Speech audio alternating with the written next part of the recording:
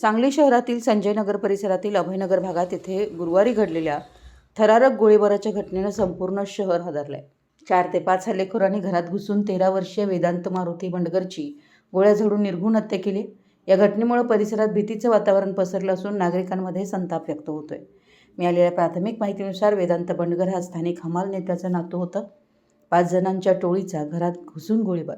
सायंकाळी 6:30 वाजण्याच्या सुमारास 4 ते 5 जणांच्या टोळीनं बंडगर यांच्या घरात घुसून गोळीबार केला। या गोळीबारात वेदांत गंभीर जखमी झाला।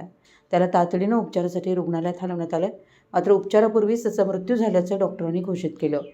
घटनेची माहिती मिळताच पोलीस अधीक्षक तुषार दोशी, वरिष्ठ पोलीस अधिकारी तसेच मोठा पोलीस फौजफाटा घटनास्थळी दाखल झाला।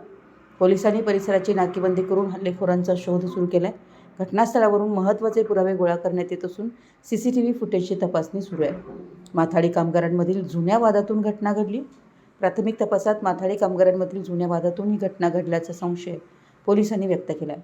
मात्र हत्येमागील नेमकं कारण आणि हल्लेखोरांची ओळख अद्याप स्पष्ट झालेली नाही आहे।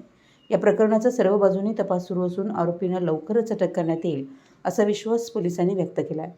अल्पवयीन मुलाची घरात घुसून हत्या झाल्यानं सांगली शहरात खळबळ उडाली असून या घटनेमुळे कायदा व सुव्यवस्थेचा प्रश्न पुन्हा ऐरणीवर आला आहे। सांगली प्रतिनिधी मराठी S न्यूज।